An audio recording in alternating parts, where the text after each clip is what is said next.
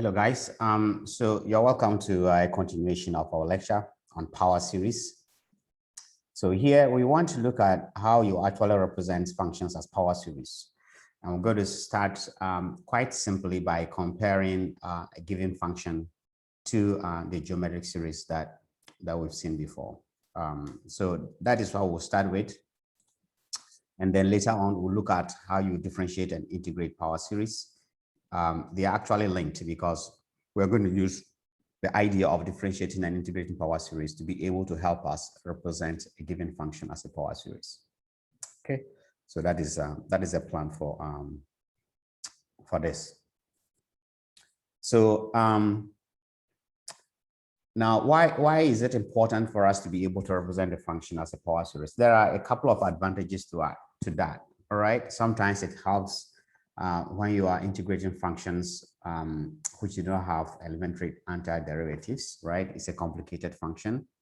You could represent that function as a power series, and then you are able to integrate each term of the series and then hopefully combine them. Okay, so that's one advantage of being able to write a function as a power series. Also, sometimes in solving differential equations, especially equations with variable coefficients, you'll see that later on, maybe level 300 or 400. We want to find power series solutions to differential equations. And so it's also very important to be able to represent the function as a power series. Okay, so these are some advantages why you want to be able to do that. So as I said, we just want to start with a simple geometric series that we've seen before. We've seen that we can represent the function 1 over 1 minus x as this series, right? So we want to take advantage of that, such that, so let me see if this shows up. So we know that from here, equation 3, 1 over 1 minus x is equal to the series x raised to the power n, right? And from 0 to infinity. Good. And so given a different function that is similar to this, for instance, 1 minus 2x, what is the power series representation of this? Okay, so this is simple. All you do is that you compare this series to that. And then from there, you'll be able to write your given series to look something similar to what you have here. Okay, so if I compare them here, the difference is that instead of x here, which is here, I now have 2x. So I can take the series for the geometric series, and in place of x, I just replace it with 2x. So I'm going to have 2x all raised to the power n. Okay, and that is equal to the summation of, if you like, this you can also rewrite as n 2 to the n, and then x raised to the power n, right?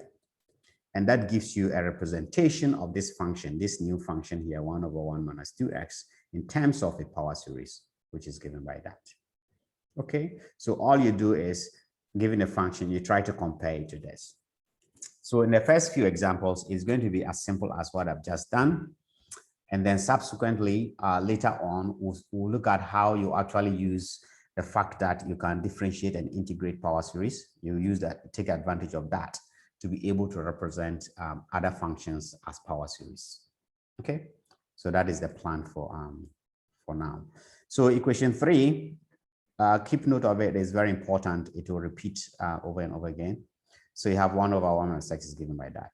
Good. So here are 2 examples. Find the power series representation of this function, okay, and also that function. Okay, so similar to what the example I did, we know this.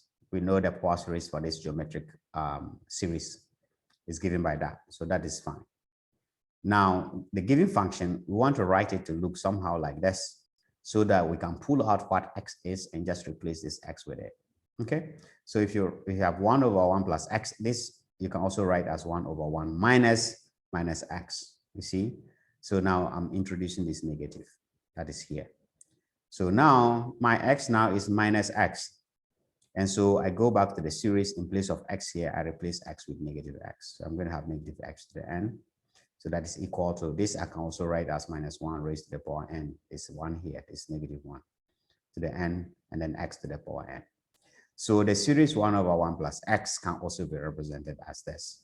And we haven't done any work, not much work. All we've done is write the given function 1 over 1 plus x to look like this geometric series here, this function for the geometric series.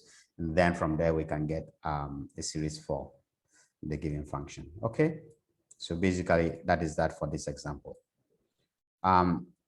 This is a little bit more involving. So here you don't have a 1, right? Like here. So you try to bring a 1, you try to introduce a negative. Okay, so you do a little bit here, but it's still trying to manipulate the expression. So you have 1 over x plus 2. Of course, this is the same as 2 plus x. And I can factorize 2 out, right? Factorize 2 out. So you introduce 1 plus x over 2. Again, if you compare what we have here to the geometric series, you see this is 1 minus. So you need a minus here. Okay. So first you factorize the 1 over 2 out. You have 1 all over. Instead of 1 plus x, I'm going to rewrite it as 1 minus x over 2. You see? And then you have introduced the negative. And so if you compare what is in the square brackets to this function here, you see that now your x is minus x over 2. So you replace this with a minus x over 2, and that will give you a series, right? A power series for what is in the square bracket. Okay. So for what is in the square brackets, actually this equal sign is not referring to this. So this should be this function here. This is 1 over x plus 2, or 2 plus x is equal to 1 over 2 sum of this guy. Now I can replace x with negative x over 2. So I have negative x over 2 all raised to the power n. Basically, that is it.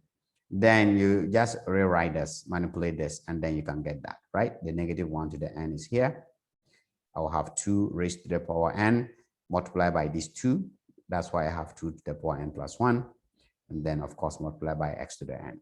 So what I have here is just the same thing rewritten in this form. Okay. So basically, that is for several functions, you can do these simple comparisons, right? Compare whatever you are given to the geometric series, and then you can rewrite it as a series like that. Okay, great. Good. Now, sometimes some functions are not so simple as these ones that we can easily do this. But if we know how to differentiate and integrate series, we can use that idea to be able to do that. So the next thing we want to do is look at how you actually differentiate and integrate power series. And it's quite simple. I'm going to start here. I have some slides for that. I'm going to start from here. Hopefully this shows. Okay, so you have, suppose that you have a function that can be represented as a power series like this, right? Cn x minus a raised to the power n. Of course, within some radius of convergence. Okay, so suppose this is a convergent series. You want to find the derivative, the x. Well, all you do is that note that this is a sum of different terms, which means you can actually integrate each of the terms. So all you do is you still have your sum and bring the derivative inside the summation symbol and differentiate this. Cn x minus a raised to the power n. Okay. Now, well, Cn is a constant, so you can pull that out. We know how to differentiate things like this, right? If I want to do d dx of, let me bring this out here.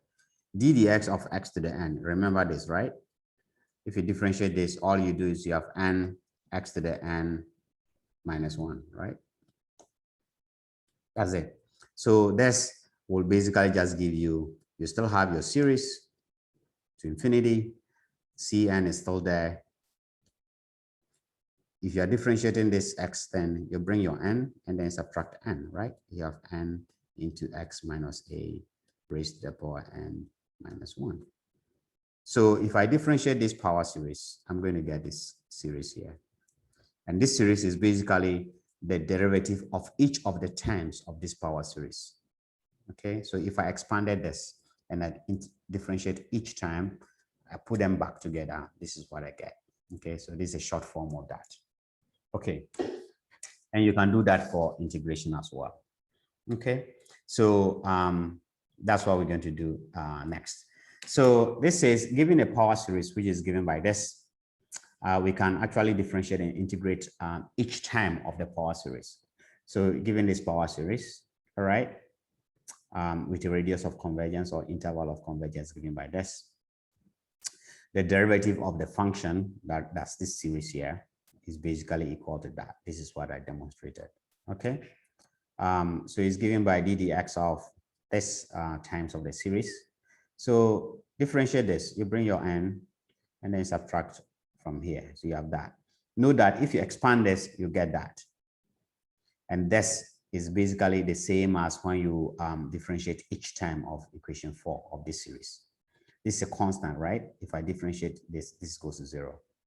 This is a constant, so this will go. If I differentiate this, I just have C1. So that is this C1 here. If I differentiate this, I'm going to have 2C2 multiplied by x minus 1 minus a, and so on.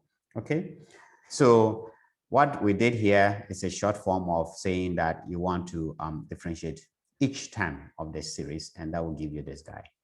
Okay, so it's straightforward how to differentiate power series. In the same way, we know how to integrate this kinds, right? If I have x raised to the power n, the integral of x to the power n is basically x to the power n plus 1, right? All over n plus 1 plus some constant of integration.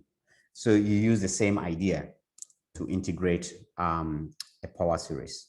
A power series is basically x to the a raised to the power n, right? The x.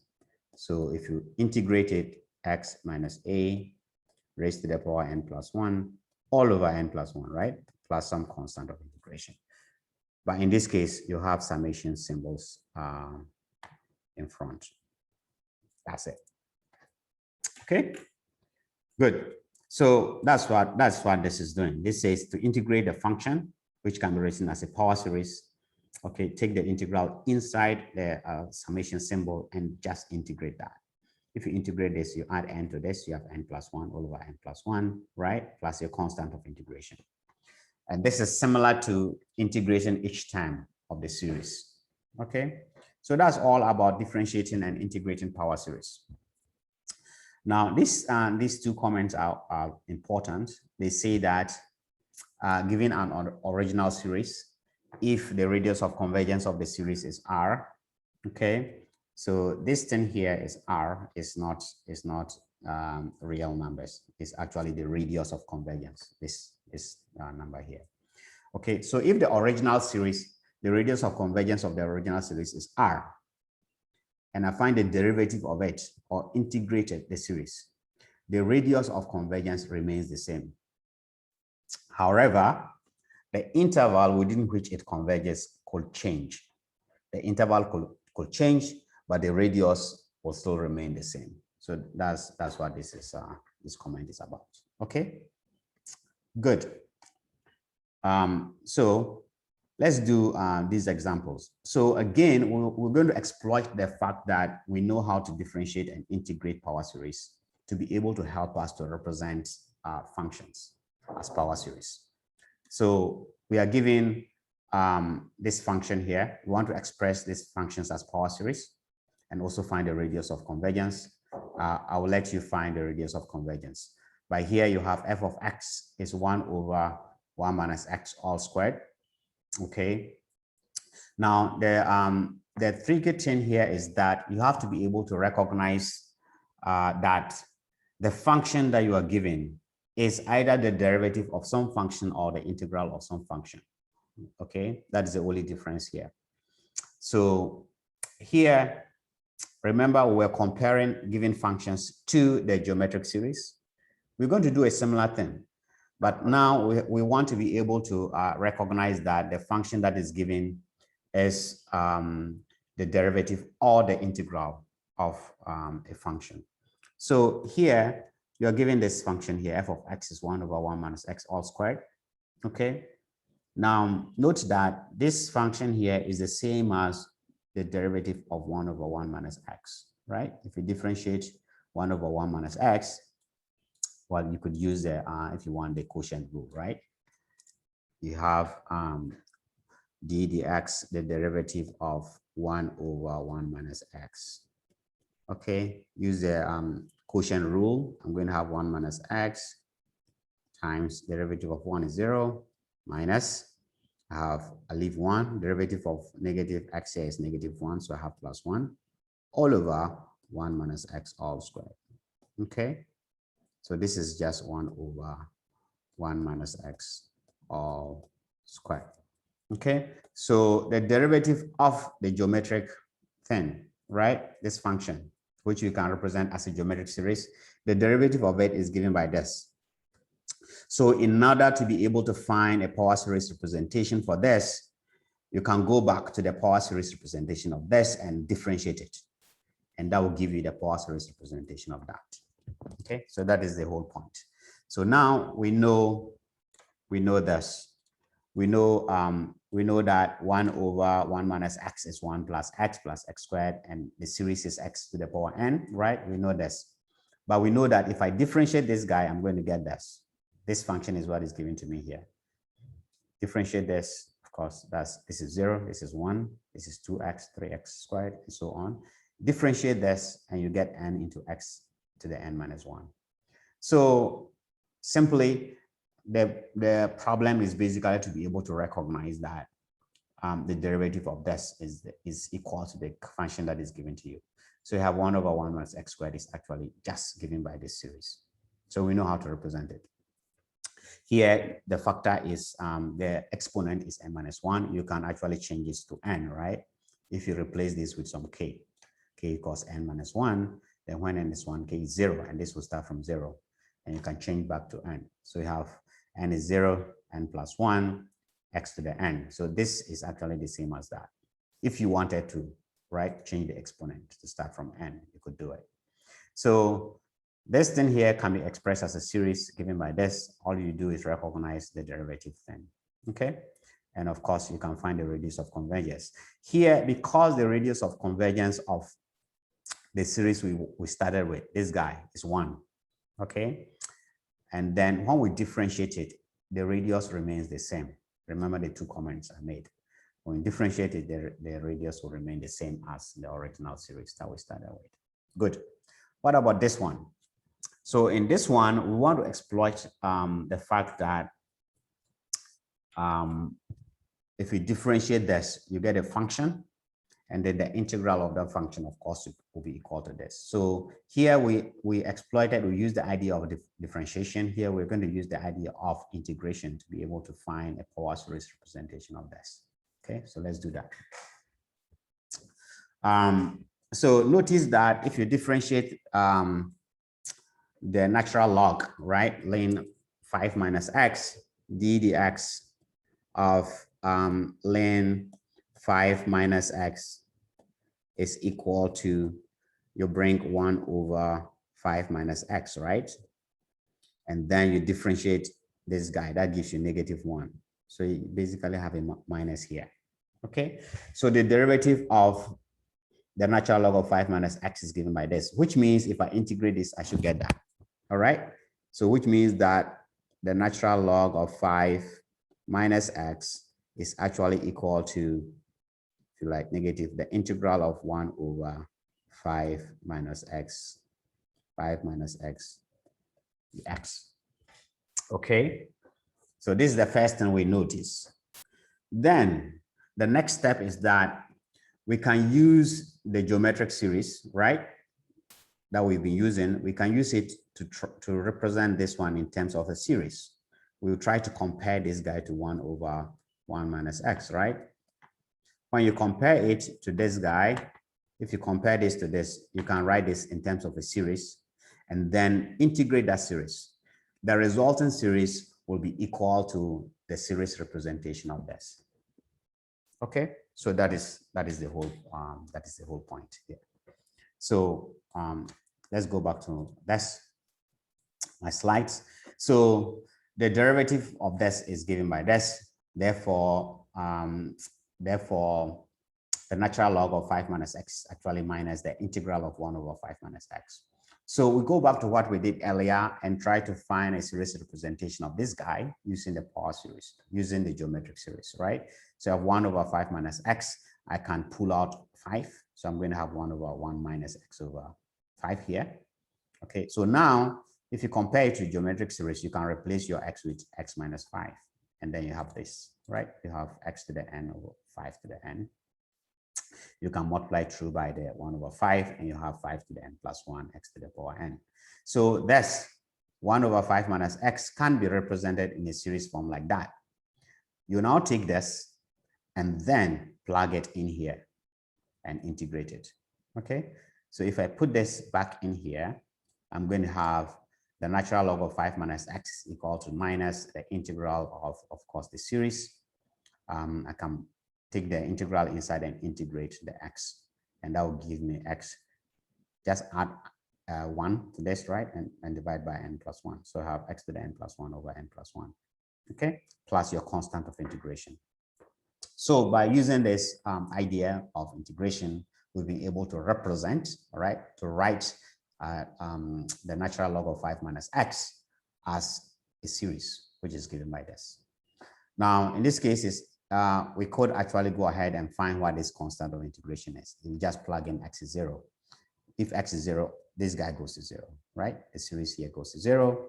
Put x goes 0 here, and then you have ln 5, or the natural log of 5. So c is the natural log of 5. And so if you put the natural log of 5 here, you have natural log of 5 minus the series, and that is this. So you can go back and then put it in there, and then you get that, right? So you can represent ln 5 minus x as ln 5 minus this series here. Okay, again, you can rewrite it if you want in this form. Okay, if you want the exponent to be in terms of n instead of n plus 1, you can rewrite it like that. Okay, that's not the point here. But again, remember we started off with this series, right? Before we did the integration, we started with this series. You can check that this series has a radius of convergence of 5, okay?